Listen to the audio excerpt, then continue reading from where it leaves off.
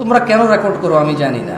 আমরা যারা YouTube Facebook ব্যবহার করে থাকি, বিশেষ করে যারা ইসলামিক কন্টেন্ট ক্রিয়েটর, তারা ফেসবুক ইউটিউবকে দ্বীন ইসলাম প্রচারের স্বার্থে ব্যবহার করে থাকে।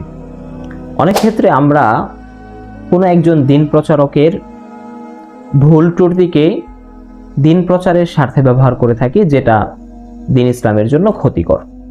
এই ক্ষেত্রে জামশেদ মজুমদার ভাইয়ের একটি লেকচার আমার কাছে খুবই ভালো লেগেছে। তাকে হয়তো আপনারা চিনে থাকবেন, ইসলামিক স্কলার হিসেবে না চিনলেও তাকে ঘরেরবাজার.com হানি নার্সের জন্য আপনি খুব ভালো করে চিনে থাকবেন। তো তার একটি কথা, তার একটি লেকচার আমি আপনাদের সাথে শেয়ার করতে চাই, যেটি আমার কাছে খুবই ভালো লেগেছে। আশা করি আপনাদের কাছেও ভালো লাগবে। চলেন শুনে দেখি। তোমরা কেন রেকর্ড করো আমি জানি না। যদি তোমাদের এই লোকজন দেখিয়ে বিখ্যাত হওয়া বা কিছু টাকা পয়সা বা তুমি একটা কিছু পারো, এরকম কিছু বোঝানোর জন্য হলে তোমাকে কিছু বলার নাই। আর যদি দিন প্রচারের স্বার্থে তুমি রেকর্ড করো, তাহলে কোন হুজুর কোন নায়িকার নাম নিছে কোন এক মাহফিলে, তোমার তো দরকার নাই এটাকে রেকর্ড করে ছেড়ে দেওয়ার। তুমি না দিন প্রচারক, তুমি অতটুকু প্রচার করবা যতটুকু দিন। অ্যাজ এ দিন প্রচারক যদি আমি দিন প্রচার করতে এসে খেয়ানত করি অথবা ভুল করি, উপস্থিত জনতার সামনে আমার ভুল হয়েছে, কিন্তু তুমি ক্যামেরায় যেটা বন্দী করেছো, তুমি তো ফেসবুক এবং ইউটিউবে চাও দিন প্রচার করতে। আমার ওই ভুল প্রচারে কিসের দিন প্রচার আছে বলো? তুমি তো জানো এটা দিন না। তাহলে কোন হুজুর কোন নায়িকার নাম নিছে, কোন হুজুর কোন নায়কের নাম নিছে, তোমার তো দরকার নাই তার ওই অতটুকু অডিওর সাথে ওই মহিলার ছবি লাগাই দিয়ে প্রচার করে দেওয়ার। এটাতে কেমন দিন প্রচার তোমার? ছি, তোমার মতো বাজে দিন প্রচারক আমি দেখি নাই।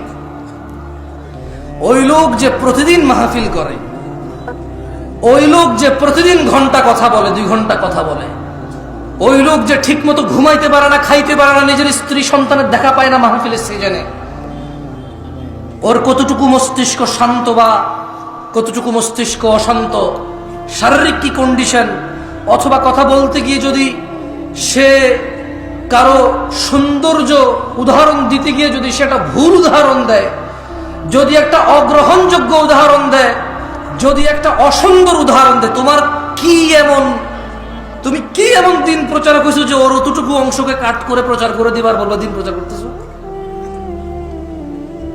কি এতে তার কি, তোমার কি সৌন্দর্য হয়েছে? মানে তোমার ওই ইউটিউবার ফেসবুকে ওই নায়ক নায়িকার অতটুকু অংশে কি প্রচার হয়েছে দিনের, বলতে পারো আমারে? কিছুই নেই। বরঞ্চ একটা কাজ করো, আমি আজকে 1 ঘন্টা কথা বললে এগুলো তোমার প্রচার করার দরকার নেই। জানো, এই যে আমি আজকে এটা বলছি না, এতে কোনো বেনিফিট নাই। আমি যদি একটা আয়াত পড়ি, তোমাকে যদি আল্লাহ এতটুকু যোগ্যতা দেয় যে তুমি বুঝতে পারো এটা কোরআনের আয়াত, আমি যদি একটা হাদিস পড়ি, তুমি যদি বুঝতে পারো এটা হাদিস, বরঞ্চ কাট করে ওই কোরআনের আয়াতটুকু আর অর্থটুকু যা আমি বলছি, হাদিসটুকু আর হাদিসের অর্থটুকু যা আমি বলছি, এটুকু প্রচার করো ভাই। এতেই দিন প্রচার আছে, এর বাইরে দিন প্রচার নাই। সর্বশেষ আমি একটি কথাই বলবো, যারা আমরা ইউটিউব ফেসবুকে দ্বীন ইসলাম প্রচারের জন্য বিভিন্ন কন্টেন্ট তৈরি করে থাকি এবং বিভিন্ন ওয়াইজ অথবা ইসলামিক স্কলারদের ভিডিও রেকর্ড করে ছেড়ে থাকি, তাদের জন্য উচিত হচ্ছে যেটা দিন সেটাই প্রচার করা। আল্লাহ তাআলা আমাদেরকে তৌফিক দান করুক। আমিন।